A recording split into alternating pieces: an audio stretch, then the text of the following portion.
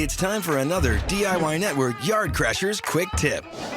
I'm Chris Lambton with an inexpensive way to create a secret garden both you and your pet will enjoy. First, define a space to set aside for your pet at least 3 feet from the fence line.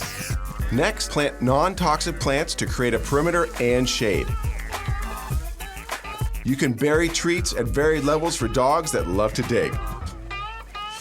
Then, add small non-toxic bark for a soft landing and a finished look.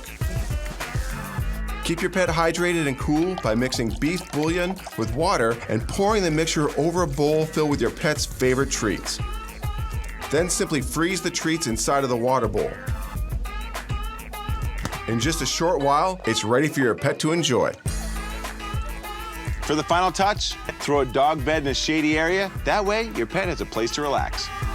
Yard Crashers, only on DIY Network, Home Improvement Television.